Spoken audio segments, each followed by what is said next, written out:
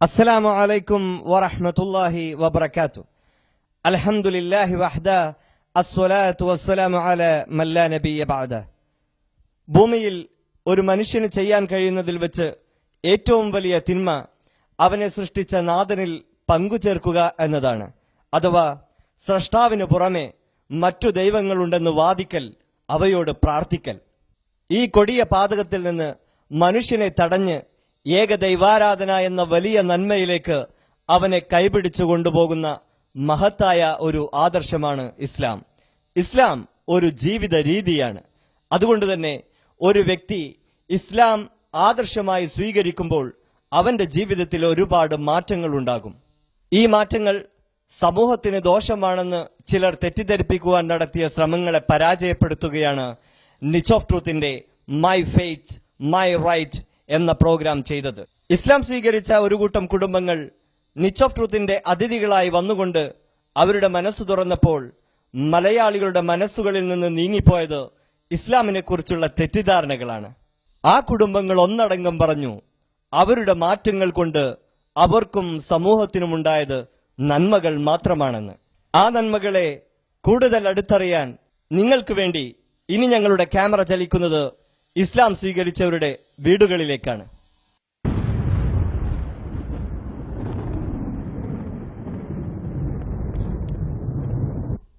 കൊല്ലം ജില്ലയിലെ ശാസ്താംകോട്ടയിലെ അഹമ്മദ് അലി എന്ന സഹോദരന്റെ വീട്ടിലാണ് നമ്മളിപ്പോഴുള്ളത്.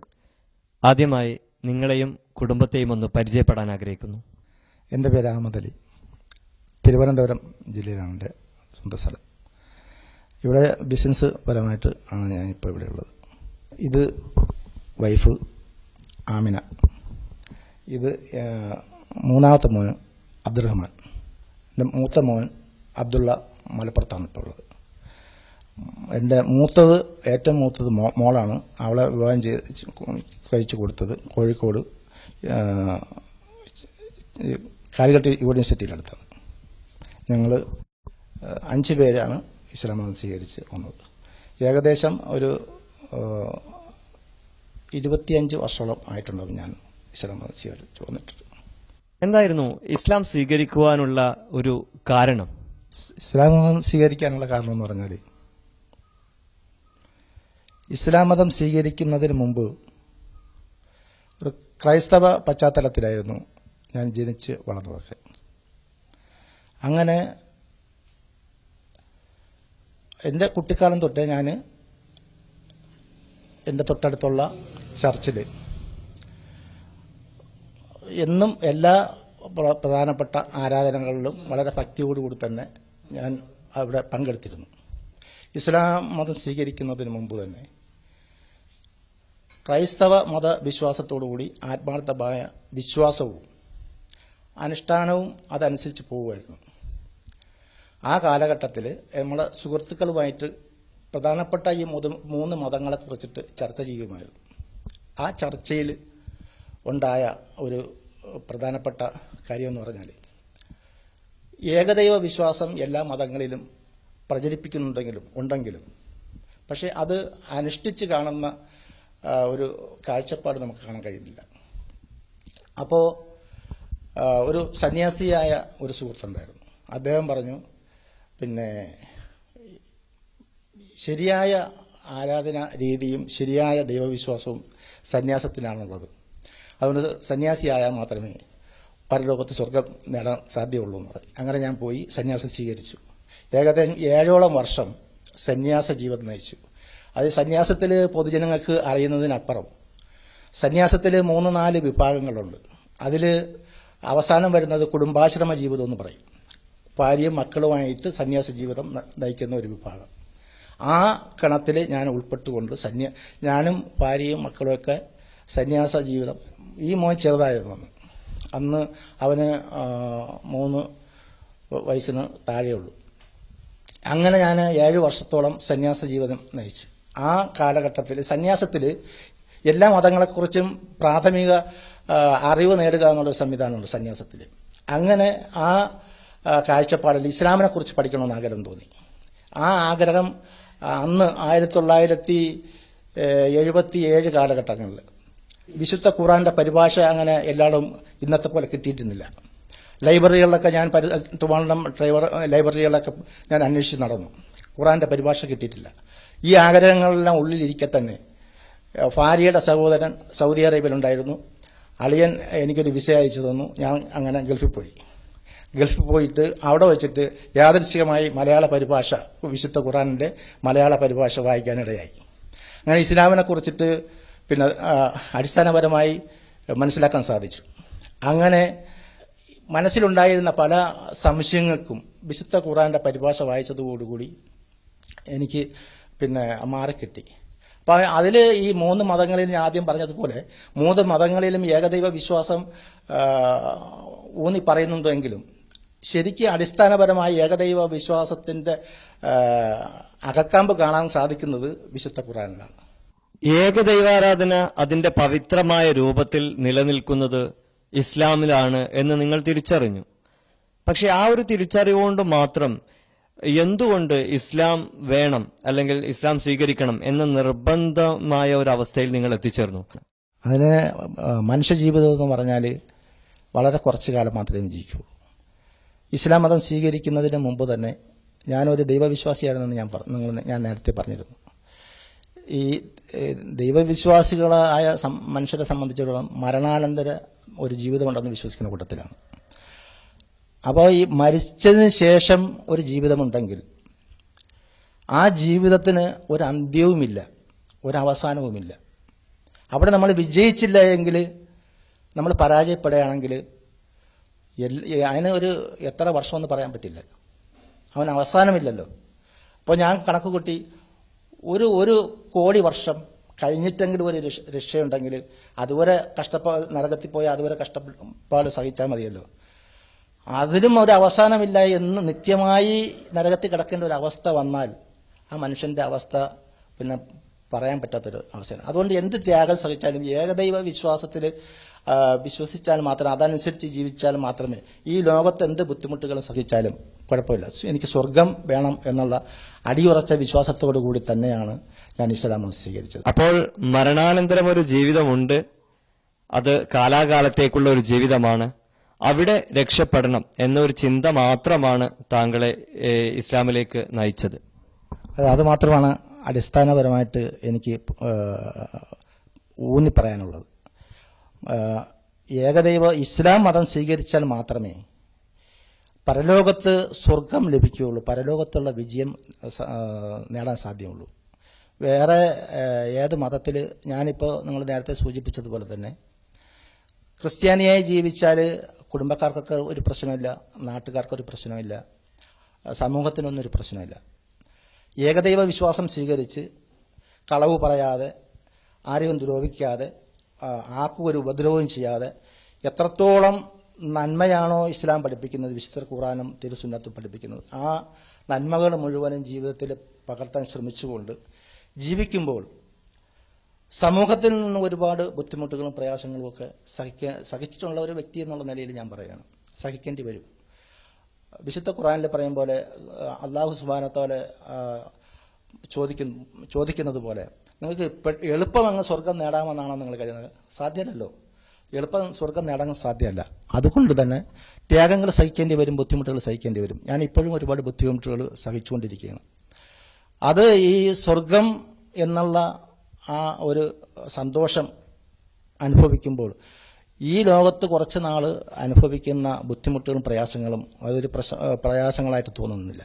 കാരണം സഹാബത്തിന്റെ ചരിത്രങ്ങൾ പഠിക്കുമ്പോൾ, പ്രവാചകൻ സല്ലല്ലാഹു അലൈഹി വസല്ലമയുടെ ശിഷ്യന്മാരുടെ ചരിത്രങ്ങൾ പഠിക്കുമ്പോൾ ഇതൊന്നും നമ്മൾ ഒരു ത്യാഗവും സഹിക്കുന്നില്ല എന്നാണ് എനിക്ക് പറയാനുള്ളത്. മിസ്താഖ് റളിയല്ലാഹു അൻഹുവിന്റെ ചരിത്രം, അതുപോലെ പിന്നെ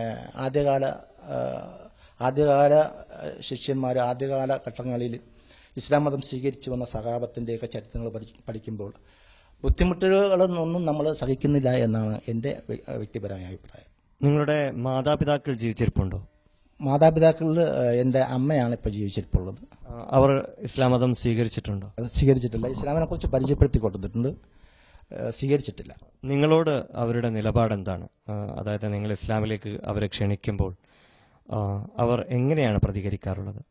അവർക്ക് ഇസ്ലാമിനെക്കുറിച്ച് ഒന്നും അറിയില്ലല്ലോ. ഇസ്ലാമിനെക്കുറിച്ച് പഠിക്കാനും തയ്യാറല്ല. ഇസ്ലാമിനെക്കുറിച്ച് മാധ്യമങ്ങളുടെയും ഒക്കെ മീഡിയകളിലൂടെ വരുന്ന തെറ്റിദ്ധാരണകൾ മാത്രമാണ് അവരുടെ ഉള്ളിലുള്ളത്. പത്രമെടുത്ത് നോക്കിയാലും പിന്നെ ഏതൊരു അക്രമ പ്രവർത്തനങ്ങളിലും മുസ്ലിം പേരില്ലാത്തൊരു സംഭവം ഉണ്ടാവില്ല. അപ്പോൾ അവർ അതൊക്കെയാണല്ലോ കൂടുതൽ ഇസ്ലാമിനെ കുറിച്ച് വിലയിരുത്തുന്നത്. അതുകൊണ്ട് തന്നെ അവർക്ക് ഇസ്ലാമിനെ അങ്ങോട്ട് ശരിയായ ഇസ്ലാമിനെ അവർക്ക് മനസ്സിലാക്കിയാൽ ചിലപ്പോൾ എന്നെക്കാളും കൂടുതൽ ആവശ്യത്തോടു കൂടി അവർ ഇസ്ലാം മതം സ്വീകരിച്ചെന്ന് വരാം. പക്ഷേ അവർ ഇസ്ലാമിനെ തെറ്റിദ്ധാരണയോടുകൂടി ഒരു കാഴ്ചപ്പാട് ആണ് അവർക്ക്. അള്ളാഹു സുബ്ഹാനഹു വ തആല അനുഗ്രഹത്താൽ എല്ലാവർക്കും സത്യദീനെ മനസ്സിലാക്കാനുള്ളൊരു അവസരം ഉണ്ടാകട്ടെ. നിങ്ങളുടെ അമ്മയുടെ മതത്തിൽ നിന്ന് നിങ്ങൾ മാറി മറ്റൊരു മതം സ്വീകരിച്ചു. പക്ഷേ ആ അമ്മയും മകനും തമ്മിലുള്ള ബന്ധം അതിപ്പോഴും അതേ രൂപത്തിൽ നിലനിൽക്കുന്നുണ്ടോ? തീർച്ചയായിട്ടും നിലനിൽക്കുന്നുണ്ട്. അമ്മയ്ക്ക് ഇപ്പോൾ 7 മക്കളാണ് ഇപ്പോൾ ജീവിച്ചിരിപ്പുള്ളത്. അതിൽ ഞാൻ മനസ്സിലാക്കുന്നത് സംബന്ധിച്ച് ഏറ്റവും കൂടുതൽ സ്നേഹം എൻ്റെ കൂടി എന്നാണ് തോന്നുന്നത്. ഞാൻ അമ്മയെ നല്ലപോലെ നോക്കാറുണ്ട്. ഞാനിപ്പോൾ എൻ്റെ നാട്ടിൽ നിന്ന് പോന്നതിന് ശേഷം എൻ്റെ കൂടെയാണ് അമ്മ. ഞാൻ അവിടെ നിന്ന് പോരുന്നത് വരെ നിന്നത്. ഇപ്പോഴും എൻ്റെ കൂടെ നിൽക്കാനാണ് അവർക്ക് കൂടുതൽ ഇഷ്ടം. എൻ്റെ 3 ജ്യേഷ്ഠന്മാർ ഇപ്പോൾ ജീവിച്ചിരിപ്പുണ്ട്. 2 സഹോദരിമാരും ജീവിച്ചിരിപ്പുണ്ട്. അവരെക്കാൾ എൻ്റെ ഇളയ സഹോദരിയുടെ കൂടെയാണ് ഇപ്പോൾ അമ്മ നിൽക്കുന്നത്. എന്നാലും ഞാൻ കാണാൻ പോകുമ്പോൾ എന്ന് ഇനി വരുവാടാ ജീവിക്കാൻ എന്നാണ് എന്നോട് ചോദിക്കുന്നത്. എൻ്റെ കൂടെ ജീവിക്കാൻ അത്ര സ്നേഹമാണ് എൻ്റെ കൂടെ. പിന്നീട് തിരിഞ്ഞു നോക്കുമ്പോൾ ഒരു ശൂന്യതയാണ് അനുഭവപ്പെടുന്നത്. ഇപ്പോൾ ശരിക്കും നമുക്ക് ജീവിതത്തിന് അർത്ഥമുണ്ടായി. ശരിയായ ഒരു അതായത് ഒരു ഗുണമുള്ളൊരു ഭാഗത്താണ് ഞാനിപ്പോൾ നിൽക്കുന്നത്. നേരത്തെ ഒരു പാഴ് വസ്തുവിന്റെ പുറത്ത് നിന്ന അതായത് ഒരു ഗുണമില്ലാത്തൊരു അവസ്ഥയിലായിരുന്നു ഞാൻ ഉണ്ടായിരുന്നത്. അതായത് ശരിക്കും അറിയപ്പെടുന്നതും അതായത് വാപ്പ മുസ്ലിമായി എന്നറിയപ്പെടുന്നതും എന്നോട് അത് പറയുന്നതും ഞാൻ അതിനെക്കുറിച്ച് മനസ്സിലാക്കുന്നതും ഞാൻ 7ൽ പഠിക്കുമ്പോഴാണ്. അപ്പം അതിനുശേഷമാണ് ഞാൻ ഇസ്ലാമിലേക്ക് ഞാൻ വരുന്നത്. അപ്പോൾ അന്ന് എന്ന് പറഞ്ഞാൽ ഞാൻ സൺഡേ സ്കൂളിൽ പോവുകയും പള്ളിയുമായി ബന്ധപ്പെടുകയും ഒക്കെ ചെയ്യുമായിരുന്നു. അപ്പോൾ അന്ന് പഠിച്ച കുറേ കാര്യങ്ങളൊക്കെ ഉണ്ടായിരുന്നു. അപ്പോഴും എൻ്റെ മനസ്സിലെന്ന് പറഞ്ഞാൽ വാപ്പ അത് വന്ന് പറയുമ്പോഴെന്ന് പറഞ്ഞാൽ അപ്പോഴും ഞാൻ ഒറ്റ കാര്യം ചോദിച്ചോളൂ, അപ്പോൾ സ്വർഗം കിട്ടും.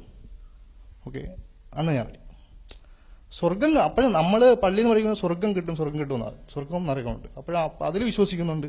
അതാണ് അതിനുള്ള ആവശ്യം അപ്പോഴേ ഉണ്ട്. അപ്പോൾ വാപ്പ പറഞ്ഞു സ്വർഗം കിട്ടും മോനെ, നിനക്ക് മുസ്ലിമായ സ്വർഗം കിട്ടും. പിന്നെ ഓക്കെ, ഞാൻ റെഡിയാ, എനിക്ക് വേറെ ഒന്നും ആവശ്യമില്ല, കാരണം സ്വർഗമാണ് എനിക്ക് ഏറ്റവും വലുത്. നിങ്ങളുടെ ഭർത്താവ് ഇസ്ലാം സ്വീകരിക്കുന്ന സമയത്ത് ഇസ്ലാം സ്വീകരിച്ചു എന്നറിഞ്ഞപ്പോൾ നിങ്ങളുടെ പ്രതികരണം എന്തായിരുന്നു യഥാർത്ഥത്തിൽ? എൻ്റെ പ്രതികരണം എനിക്കത് അപ്പോഴെനിക്ക് താല്പര്യമില്ലായിരുന്നു.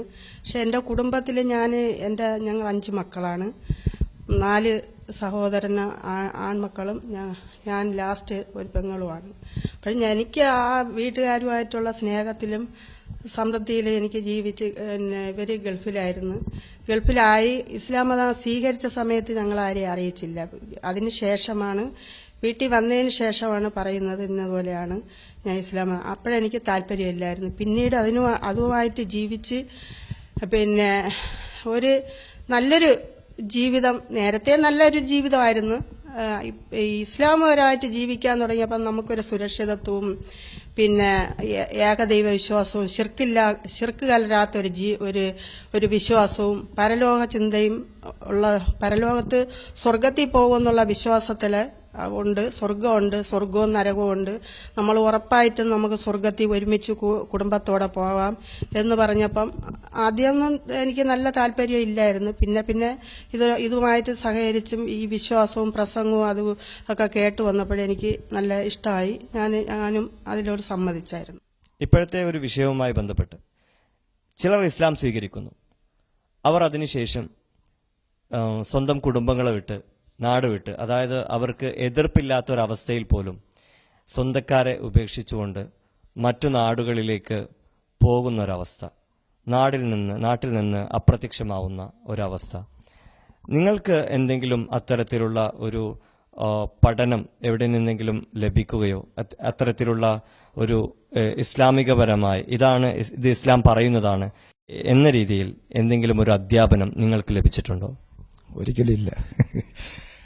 ഇസ്ലാമിൽ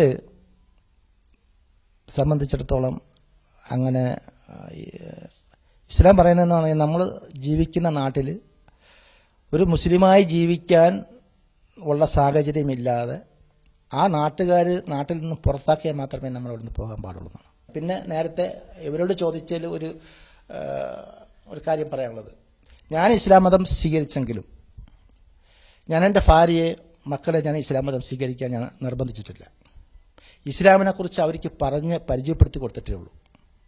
അല്ലാതെ നീ മുസ്ലിം ആവണം എന്ന് ഞാൻ ആരോടെയും പറഞ്ഞിട്ടില്ല. എൻ്റെ വൈഫ് പരാതി പറഞ്ഞല്ലോ, ഞാൻ മുസ്ലിമായപ്പോൾ അറിയിച്ചിട്ടില്ല എന്ന്. ഓരോരുത്തരെയും വ്യക്തിപരമായ അവകാശമാണ് അവർ തിരഞ്ഞെടുക്കേണ്ട വിശ്വാസവും അവരുടെ ജീവിതവും എന്ന് വിശ്വസിക്കുന്ന ഒരു കൂട്ടത്തിലാണ് ഞാൻ. അവൾ ഈ പർദ്ദ ധരിച്ചത് എൻ്റെ നിർബന്ധം കൊണ്ടല്ല.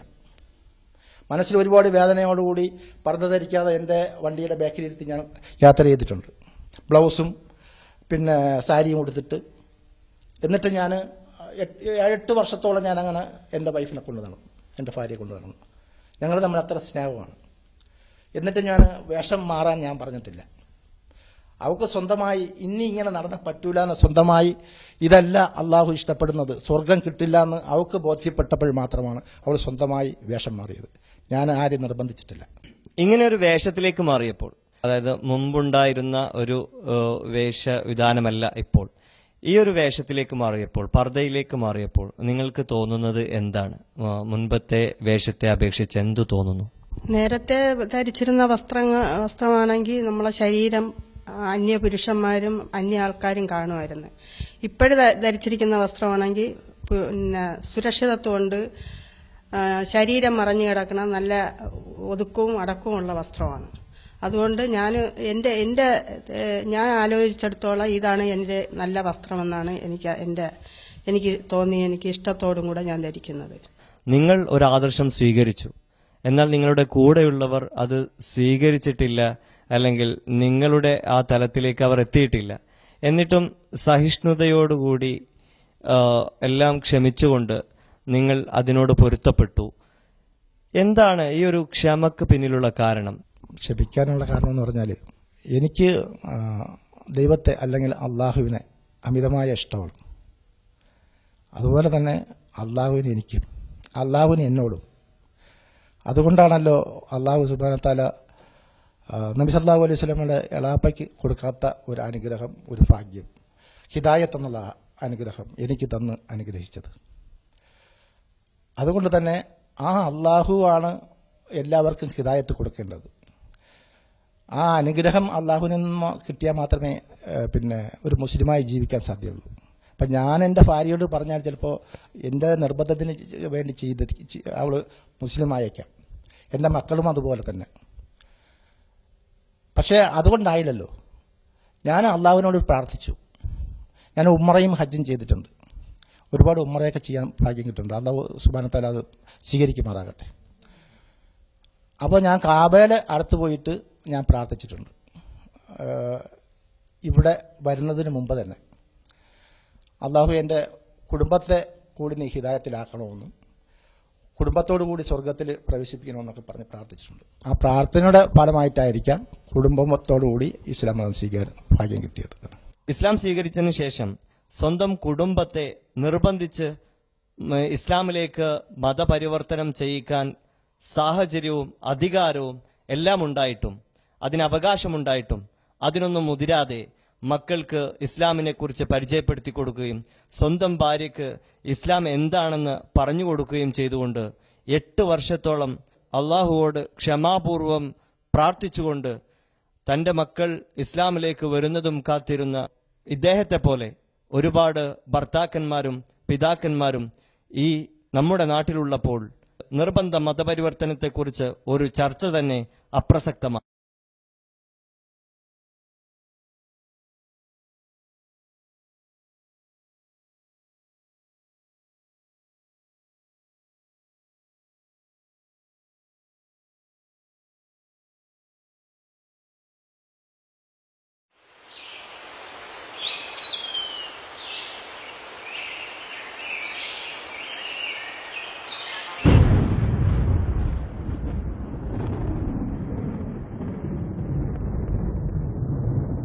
കൊല്ലം ജില്ലയിലെ മണപ്പള്ളി എന്ന സ്ഥലത്ത് അബ്ദുള്ള എന്ന സഹോദരന്റെ വീട്ടിലാണ് നാം ഇപ്പോൾ എത്തിച്ചേർന്നിട്ടുള്ളത്.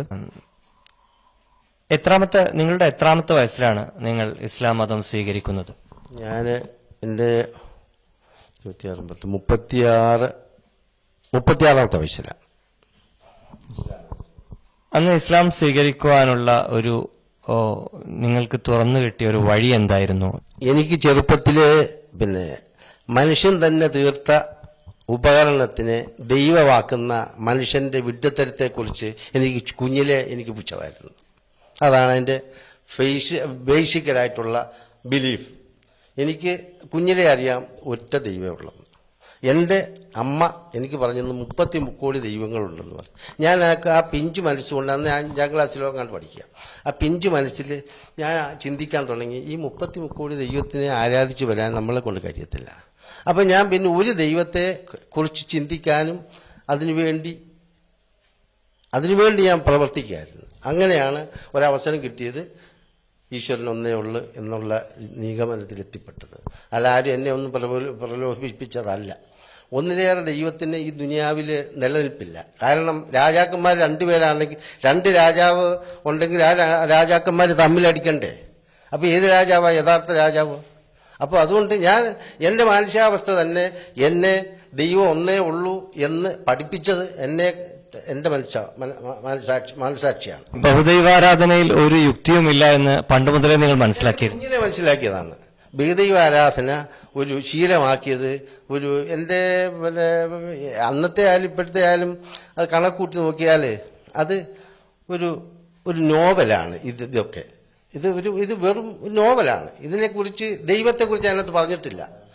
ഈ ആരാധിക്കുന്ന ഒരു ദൈവം പറഞ്ഞിട്ടില്ല ഞാനാണ് ഇതിന്റെ സൃഷ്ടാവെന്ന് ഒരു ദൈവം പറഞ്ഞായിട്ട് ഞാൻ ഇന്നും ഓർക്കുന്നില്ല. അതാ എന്റെ കാര്യം. ഭൂമിയിലുള്ള സൃഷ്ടികളായിട്ട് ആളുകൾ പൂജിക്കുന്ന ഒരാളും തന്നെ പറഞ്ഞിട്ടില്ല, ഒരു ദൈവവും പറഞ്ഞിട്ടില്ല. ഈ പറയപ്പെട്ട ഒരു ദൈവവും പറഞ്ഞിട്ടില്ല ഞാനാണ് ഇതിനെ സൃഷ്ടിച്ചതെന്ന്. ഒരു ദൈവം പറഞ്ഞു. ഇന്ന് ഏതെങ്കിലും ഒരു ദൈവം എന്നോട് പറയാൻ ഞാൻ ആ ദൈവത്തിനെ ആരാധിക്കും. പറയാൻ ദൈവം ഇല്ലല്ലോ, ദൈവം ഒന്നില്ലേ ഉള്ളു, പിന്നെ എങ്ങനെ ഇത് പറയുന്നേ? അന്നത്തെ കാലഘട്ടത്തിൽ നിങ്ങൾ ഇസ്ലാം സ്വീകരിക്കുന്ന സമയത്ത് വല്ല ബുദ്ധിമുട്ടുകളും നിങ്ങൾ നേരിട്ടിട്ടുണ്ടോ? ബുദ്ധിമുട്ടുകളെന്ന് വെച്ച് കഴിഞ്ഞാൽ കുടിക്കുന്ന വെള്ളം പോലും ഞാൻ ഈ നാട്ടിലല്ലായിരുന്നു, ഞാൻ അന്യനാട്ടിലായിരുന്നു. എന്റെ സഹപ്രവർത്തകർ എന്ന് പറയുന്ന ആളുകൾ തരുന്ന വെള്ളം പോലും കുടിക്കാൻ എനിക്ക് വിശ്വാസമില്ലായിരുന്നു. അത്രമാത്രം വലിയ വൈരാഗ്യത്തില് ഇപ്പോഴും എന്നോടൊപ്പം സഹകരിക്കുന്ന ആളുകൾ ഇപ്പോഴും ഉണ്ട് ഇവിടെ. അപ്പം ഞാൻ അതിനെ ഒന്നും അതിനൊരു കാര്യമായിട്ട് എടുത്തിട്ടില്ല. കാര്യം ലക്കും ദീനിക്കും വലിയ ദീൻ എന്ന് പറയുന്ന പോലെ നിന്റെ വിശ്വാസം, എനിക്ക് എന്റെ വിശ്വാസം. ഞാൻ ഇതിൽ മരിക്കാനാണോ എനിക്കിഷ്ടം, ഇതിൽ മരിക്കാനാ, ഞാൻ മരിക്കാൻ തയ്യാറാ. എനിക്ക് അതിനകത്ത് മറ്റൊരാൾ എന്നെ അങ്ങനെ ചെയ്തു അങ്ങനെ പറഞ്ഞു, എനിക്ക് ഒരു പ്രശ്നവുമില്ല, എനിക്ക് ഭയവുമില്ല. കാരണം ഞാൻ ഭയക്കുന്ന ദൈവത്തെയാ. ജീവിച്ചിരിക്കുമ്പോഴും ആ ദൈവമാണ് എന്നെ നോക്കുന്നത്. ഞാൻ മരിച്ചു ചെല്ലുമ്പോഴും അങ്ങോട്ടാണ് ഇരുന്നത്. പിന്നെ ഞാൻ ആരെയാ പേടിക്കുന്നത്? ദൈവിക നിയമം അനുസരിച്ച് അന്നും ഇന്നും ജീവിക്കാൻ ഞാൻ തയ്യാറാണ്. ആ രീതി കൂടെ മരിക്കാനും തയ്യാറാണ്. നിങ്ങൾ ഉൾക്കൊണ്ട ഈ വിശ്വാസത്തിന്റെ പേരിൽ മരിക്കാൻ വരെ തയ്യാറാണ്, അതായത് സ്വന്തം ജീവിതം അർപ്പിക്കാൻ വരെ ആ ഒരു വിശ്വാസത്തിന് വേണ്ടി നിങ്ങൾ തയ്യാറാണ് എന്ന് പറയുമ്പോൾ എന്തു നേട്ടമാണ് നിങ്ങൾ ആത്യന്തികമായി അതിൽ നിന്ന് പ്രതീക്ഷിക്കുന്നത്? ആത്യന്തികമായി അതിൽ പ്രതീക്ഷിക്കുന്നത് ഭൂമിയിലെ നിയമം അനുസരിച്ച് ജീവിക്കുകയാണെങ്കിൽ ഭൂമിയിലെ സുഖം കിട്ടും. ഭൂമിയിലെ സുഖം എന്ന് പറഞ്ഞാൽ ഒരു മനുഷ്യൻ ജീവിച്ച് ഒരു പക്ഷെ 100 വർഷം ജീവിച്ചിരിക്കും, അല്ലെങ്കിൽ 125 വർഷം ജീവിച്ചു, അല്ലെങ്കിൽ 200 വർഷം ആയിക്കോട്ടെ. ഈ 200 വർഷം ജീവിച്ചതിന് ശേഷം അവൻ പോയി കിടക്കേണ്ടത് മരിച്ച കിടക്കുകയാണ്. ആ മരിച്ചു കിടന്നതിന് ശേഷം ലോക അവസാനം വരുന്നവെങ്കിൽ എത്ര 1000 വർഷം എത്ര ലക്ഷം വർഷം വേണമെന്ന് ആർക്കും അറിയത്തില്ല. അപ്പൊ ഈ 100 വർഷം ജീവിച്ച അവന് ഭൂമി കിട്ടിയ ആ 100 വർഷത്തെ സുഖം അവന് ഒരിക്കലും അത് സുഖമായിട്ട് തോന്നത്തില്ല. എനിക്ക് തോന്നത്തില്ല. അപ്പൊ മരിച്ച് എത്ര വർഷം കിടക്കും? നമ്മൾ ജീവിച്ചതിനേക്കാൾ കൂടുതൽ വർഷം മരിച്ചു കിടക്കും, ഖബറിൽ കിടക്കും. പിന്നെ അതിനുശേഷമാണ് മഹ്ശറയായി വിചാരണയായി. അപ്പൊ അതുവരെ അവന്റെ ജീവിതം എന്തായിരിക്കും? അതിനെക്കുറിച്ച് ചിന്തിച്ച് വിഷമിച്ചാണ് മനുഷ്യൻ ഭൂമി ജീവിക്കേണ്ടത്. പരലോകമുണ്ട് എന്ന ഒരു ബോധമാണ്. നാളെ ചെല്ലേണ്ടത് പഠിച്ചോന്റെ അടുത്തേക്കല്ലേ. നാളെ നമ്മളെ മരിച്ചതിന് ശേഷം ലോകാവസാനത്തിന് ശേഷം മഹ്ശറയിൽ ചെല്ലുന്നത് നമ്മുടെ യഥാർത്ഥ സൃഷ്ടാവിന്റെ മുമ്പിലാണ് എത്തപ്പെടുന്നത്. സൃഷ്ടാവിന് മുമ്പിൽ എത്തിപ്പെടുമ്പോൾ നമ്മൾ ഈ ദുനിയാവ് ജീവിച്ച എല്ലാം അവിടെ ഫോട്ടോ പോലെ കാണിച്ചിരുന്ന അങ്ങനെ അതിലെ പടച്ചോന്റെ നിയമങ്ങൾ അത് മനസ്സിലാക്കുമ്പോൾ ഭൂമിയിൽ ഒരു സുഖവും ഒരു സുഖമല്ല. നിങ്ങളുടെ മക്കളെല്ലാം ഇസ്ലാം സ്വീകരിച്ചിട്ടുണ്ട്? മക്കൾ ഇസ്ലാം സ്വീകരിച്ചിട്ടില്ല. കാരണം അവർക്കത് ഇഷ്ടമല്ല. ഇസ്ലാം സ്വീകരിക്കുക എന്ന് പറഞ്ഞു കഴിഞ്ഞാൽ ഇസ്ലാമിന്റെ നിയമം സ്വീകരിക്കുവാൻ, ഇസ്ലാമിന്റെ നിയമം അനുസരിച്ച് ജീവിക്കാൻ എല്ലാവരെയും കൊണ്ടും പറ്റത്തില്ല. ഇസ്ലാമിന്റെ സന്ദേശം നിങ്ങൾ അവർക്ക് കൈമാറിയിട്ടുണ്ട്? പറഞ്ഞ് മനസ്സിലാക്കിയിട്ടുണ്ട്. വേണമെങ്കിൽ അവർക്ക് ഇന്നും വരെ അവര് വലിയ എന്നെക്കാട്ടി അറിവുള്ളവരായി. പക്ഷെ നിങ്ങളുടെ മക്കൾ ഇസ്ലാം സ്വീകരിച്ചിട്ടില്ല, നിങ്ങളാണെങ്കിൽ ഇസ്ലാം സ്വീകരിച്ചിരിക്കുന്നു. എന്നാൽ അവരോടുള്ള ഒരു മക്കൾ അല്ലെങ്കിൽ ഉപ്പ, അച്ഛൻ, മക്കൾ, ഈ ബന്ധം ഇപ്പോഴും നല്ല ശക്തമായിട്ട് നിലനിൽക്കുന്നുണ്ട്. എന്റെ മക്കൾ തന്നെ. അവർ വരികയോ എന്നോടൊപ്പം സഹകരിക്കുകയോ ഭക്ഷണം കഴിക്കുകയോ ചെയ്യുന്നതിന് എന്താ ഇസ്ലാമിൽ എവിടാ പറഞ്ഞേക്കുന്നത് പാടില്ലെന്ന്? അപ്പോൾ നിങ്ങൾ ഇസ്ലാമിന്റെ സന്ദേശം നിങ്ങളുടെ മക്കൾക്ക് എത്തിച്ചു കൊടുത്തിട്ടുണ്ട്. പക്ഷെ അവരുടെ മേൽ ഒരിക്കലും നിങ്ങൾ ഒരു നിർബന്ധം പറഞ്ഞിട്ടില്ല. നിങ്ങൾ നിർബന്ധമായി ഇസ്ലാം സ്വീകരിക്കണം, എന്റെ മക്കളായിരിക്കണമെങ്കിൽ നിങ്ങൾ എന്തായാലും ഇസ്ലാം സ്വീകരിക്കണം എന്ന് നിങ്ങൾ പറഞ്ഞിട്ടില്ല. പാടില്ല, അത് പറയാൻ പാടില്ല. കാര്യം എന്താണെന്ന് വെച്ചാൽ എനിക്ക് ഹിദായത്ത് തന്നത് സുബ്ഹാനല്ല പടച്ചവനാണ്. അവർക്ക് ഹിദായത്ത് കൊടുക്കാൻ ഞാൻ തയ്യാറല്ല. എന്റെ ഈ ഹിദായത്തുമില്ല. എനിക്ക് ഹിദായത്ത് വല്ല പ്രൈം മിനിസ്റ്ററുടെ കയ്യിലായിരുന്നെങ്കിൽ ഈ പാവപ്പെട്ട ഹിദായത്ത് കിട്ടത്തില്ലായിരുന്നു. പിന്നെ എന്റെ മക്കളെ ഞാൻ ഹിദായത്ത് കൊടുക്കാൻ എന്നെ കൊണ്ട് ഒക്കുവോ? ഇല്ല. ഇപ്പൊ ഞാൻ കരുതിയത് എനിക്ക് 36 വയസ്സുള്ളപ്പോഴാണ് എനിക്ക് ഹിദായത്ത് കിട്ടിയത്. അവർക്ക് അല്ലാഹു സുബ്ഹാനഹു വ തആല അവർക്ക് വിധിച്ചിട്ടുണ്ടെങ്കിൽ ഹിദായത്ത് കൊടുത്തിരിക്കും, അല്ലാതെ ഞാൻ ഉത്തരവാദിയല്ല. പിന്നെ ഇസ്ലാം ഒന്നിനെയും ബലമായിട്ട് പിടിക്കുന്ന ഒരു സന്ദേശം ഇസ്ലാമിലില്ല. അപ്പോ നിങ്ങൾ പറഞ്ഞു വരുന്നത് നിർബന്ധത്തിന്റെയോ പ്രലോഭനത്തിന്റെയോ യാതൊരു ആവശ്യവും വരുന്നില്ല, ഒരിക്കലും വരുന്നില്ല. എനിക്ക് അത് തരാം, നിനക്ക് ഇത്ര ഡൊണേറ്റ് ചെയ്യാം, അതുകൊണ്ട് നീ എന്നോട് ആരും പറഞ്ഞിട്ടുമില്ല, പറഞ്ഞാൽ ഞാൻ അംഗീകരിക്കത്തുള്ളൂ. ഇന്ന് സമൂഹത്തിലേറെ ചർച്ച ചെയ്യപ്പെടുന്ന ഒരു കാര്യമാണ് നിർബന്ധ മതപരിവർത്തനം എന്നുള്ളത്. യഥാർത്ഥത്തിൽ ഇപ്പോ നിങ്ങൾ പറയുന്നത് പോലെ സ്വന്തം മക്കളെ പോലും അവരെ നിങ്ങൾക്ക് നിർബന്ധിക്കുവാനുള്ള അധികാരമുണ്ട്, അവകാശമുണ്ട്. എന്നിരുന്നാലും നിങ്ങൾ അത് ചെയ്യുന്നില്ല. എവിടെയാണ് ഈ നിർബന്ധ മതപരിവർത്തനം പിന്നെ നടക്കുന്നത്? സമൂഹത്തിൽ ഇത്തരം പ്രചരണങ്ങൾ എന്തുകൊണ്ട് നടക്കുന്നു? സമൂഹത്തിൽ ഇത്തരം പ്രചരണങ്ങൾ നടക്കുന്നത് ഇസ്ലാമിനെ തോൽപ്പിക്കാൻ, ഇസ്ലാമിനെ കരുതേക്കാൻ, അല്ലാതെ ഇസ്ലാമിൽ എങ്ങും പറഞ്ഞിട്ടില്ല നീ പിടിച്ചു കെട്ടി മുസ്ലിമാക്കാൻ, എങ്ങും പറഞ്ഞിട്ടില്ല. ഞാൻ പഠിച്ചിട്ടുള്ളിടത്തോളം ഇസ്ലാമില് പിടിച്ചുകെട്ടോ അടിയോ അല്ലെങ്കിൽ വലിച്ചു പിടിക്കലോ അല്ലെങ്കിൽ കാശ് കൊടുത്ത് പിടിച്ചു കെട്ടിയോ ഒന്നും ദീന് എന്ന് പറയാൻ അല്ലാഹു സുബ്ഹാനഹു വ തആലയുടെ ആണ്, അല്ല ഒരു മനുഷ്യന്റെ അല്ല. പടച്ചോന്റെ വകയാണ് ദീന്. പടച്ചോൻ ഏറ്റവും ഇഷ്ടപ്പെട്ടത് ദീനിനെയാണ്, അതിനുശേഷമുള്ള ബാക്കിയല്ല. അത് മനുഷ്യൻ പറഞ്ഞു മനസ്സിലാക്കുക എന്ന് പറയുന്നത് അത് അവനവന്റെ കടമയാണ്. അത് അംഗീകരിക്കുകയും അതിൽ ഉൾക്കൊള്ളുകയും ദീനി വരികയും ചെയ്യുന്നത് കേൾക്കുന്നവരുടെയോ ഇല്ലെ അവനവന്റെ മാനസികാവസ്ഥയാണ്. ഒരു മുസൽമാന് പരമാവധി ചെയ്യാൻ കഴിയുക ഇത് ഇസ്ലാം സത്യമാണ്, ഇത് നീ സ്വീകരിക്കണം എന്ന് പറയുക മാത്രം. പറയുക മാത്രം, അല്ലാതെ അവനെ അടിച്ചേൽപ്പിക്കാൻ എങ്ങും പറഞ്ഞിട്ടില്ല. അടിച്ചേൽപ്പിക്കണമെന്ന് പഠിച്ച ഞാൻ ഒരു കിതാബിന് ഞാൻ കണ്ടിട്ടില്ല, കേട്ടിട്ടില്ല. ഇസ്ലാം അത്ര പരിശുദ്ധമാണ് ഇസ്ലാം എന്ന് ഞാൻ മനസ്സിലാക്കുകയാണ്. ഭർത്താവ് ഇസ്ലാം സ്വീകരിച്ചു, അതുകൊണ്ട് എനിക്കും സ്വീകരിക്കേണ്ടതുണ്ട് അല്ലെങ്കിൽ ഞാൻ സ്വീകരിക്കാൻ നിർബന്ധിതയാണ് എന്നൊരു ചിന്തയാണോ? എന്താണ് ഇസ്ലാമിലേക്ക് കടന്നു വരാനുള്ള കാരണം? അങ്ങനെ ചിന്ത എനിക്കില്ലായിരുന്നു. കാരണം ഹിന്ദുവായി ജീവിച്ചു വന്ന എനിക്ക് ഇസ്ലാമുമായിട്ടുള്ള ആരുമായിട്ടും തന്നെ ഒരടുപ്പം എനിക്കില്ലായിരുന്നു. ഞാൻ ഹിന്ദുവായി ജീവിച്ചു വന്നിരുന്നപ്പോഴേ ഹിന്ദുവായിട്ടുള്ള ജീവിതമായിരുന്നു ഞാൻ നയിച്ചുകൊണ്ടിരുന്നത്. ഷാഹിദ് കലിമ ചൊല്ലി തന്നു എങ്കിൽ തന്നെയും എനിക്ക് എൻ്റെ ചുറ്റുവട്ടങ്ങളൊന്നും അങ്ങനെയുള്ളൊരവസ്ഥയിലല്ലായിരുന്നു. പക്ഷെ എങ്ങനെ ഇരിക്കും ഇദ്ദേഹം ജീവന് വന്നപ്പോഴെന്നെ ഈ പ്രസംഗം കേൾക്കാൻ ഒരു പ്രാവശ്യം കൊണ്ടുപോയി ആ പ്രസംഗം ഞാൻ വളരെ വീക്ഷിച്ചപ്പോൾ അതും ഇതും കൂടെ തട്ടിച്ചു നോക്കിയപ്പോൾ ഈ ഭൂമിയിൽ നമുക്ക് മറ്റൊന്നുമില്ല, സർവശക്തനല്ലാതെ മറ്റൊന്നുമില്ല നമ്മുടെ ഇനി അങ്ങോട്ടുള്ള ജീവിതങ്ങളിൽ എന്നെനിക്ക് സ്വന്തമായിട്ട് ബോധ്യമായിട്ട് ഞാൻ ഇസ്ലാമിലേക്ക് സ്വന്തമായിട്ട് ഇറങ്ങി തിരിച്ചതാണ്. അപ്പോൾ ഒരുപാട് എതിർപ്പുകൾ ഈ പല ഭാഗത്തുനിന്നും എനിക്ക് ഉണ്ടായിട്ടുണ്ടായിരുന്നു. പക്ഷെ അതിനെല്ലാം ഞാൻ തട്ടിക്കളഞ്ഞിട്ട് ഇതിലേക്ക് മാത്രമായിട്ട് അടിയുറച്ച് പടച്ചവനെ വിശ്വസിച്ച് അങ്ങനെ പോകുന്നതല്ലാതെ മറ്റാരും ഒന്നും പറഞ്ഞു തന്നിട്ടല്ല ഞാൻ സ്വന്തമായിട്ട് എടുക്കുന്ന ഒരു കാര്യമാണ്. പടച്ചവനെ ആരാധിക്കുക, വിശ്വസിക്കുക, അതിലേക്ക് ജീവിക്കുക, ഇവിടുന്ന് പടച്ചവന്റെ മുന്നിലേക്ക് എത്തുക. ആ ഒരു കാര്യം മാത്രമേ എനിക്കുള്ളൂ. ഭർത്താവ് ഇസ്ലാം സ്വീകരിച്ചതിന് ശേഷം എത്ര വർഷങ്ങൾക്ക് ശേഷമാണ് നിങ്ങൾ സ്വീകരിക്കുന്നത്? 2 കൂടുതലായി. 2 കൂടുതൽ വർഷമായി. ഭർത്താവ് ഇസ്ലാം സ്വീകരിച്ചു, അതിനുശേഷം 2 കൂടുതൽ വർഷം കഴിഞ്ഞിട്ടാണ് നിങ്ങൾ സ്വീകരിക്കുന്നത്.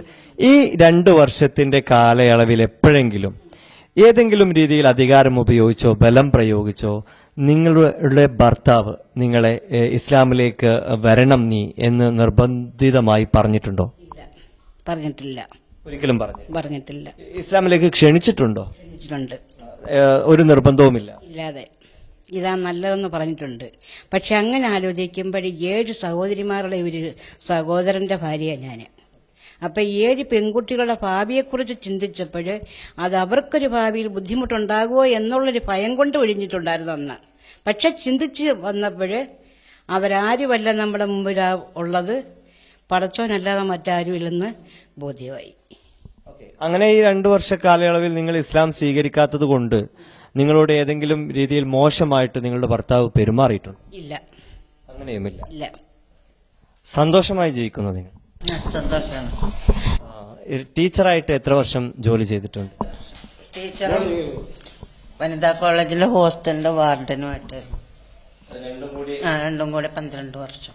യഥാർത്ഥത്തിൽ ഭർത്താവ് ചെയ്തു തരേണ്ട ബാധ്യതകൾ, ഭർത്താവിന്റെ കടമകൾ കൃത്യമായി നിർവഹിക്കുന്നുണ്ടോ?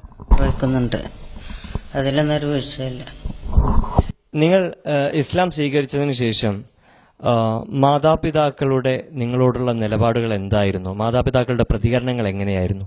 മാതാപിതാക്കൾ പ്രതികരണം ഫാദറില്ലായിരുന്നു. മദറിന് യാതൊരു ഒബ്ജക്ഷനും ഇല്ല. നീ പിന്നെ മനസ്സിലാക്കിയതില്ലയോ, അപ്പം അങ്ങനെ പോകട്ടെ, ഞാൻ ഉടനെ എനിക്ക് അങ്ങോട്ട് വരാനൊക്കത്തില്ല.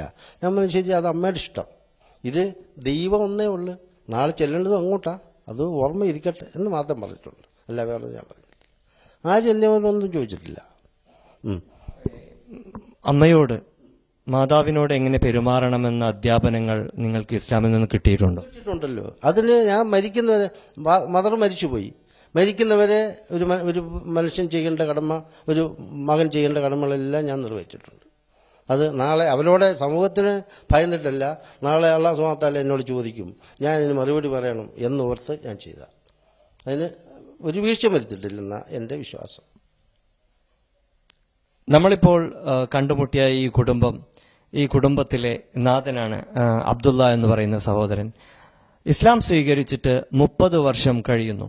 ഇസ്ലാം സ്വീകരിക്കുവാൻ യാതൊരു പ്രലോഭനവും ഉണ്ടായിട്ടില്ലെന്നും ഇസ്ലാം സ്വീകരിക്കുവാൻ തന്നെ ആരും നിർബന്ധിച്ചിട്ടില്ല എന്നും താൻ ഇസ്ലാം സ്വീകരിച്ചതിന് ശേഷം തന്റെ മക്കളെയോ ഭാര്യയെയോ ഇസ്ലാം സ്വീകരിക്കുവാനായി താൻ നിർബന്ധിച്ചിട്ടില്ല എന്നും കൃത്യമായി ഇവിടെ പറയുമ്പോൾ പ്രലോഭനത്തിനോ നിർബന്ധത്തിനോ ഇവിടെ എന്തു പ്രസക്തിയാണുള്ളത്?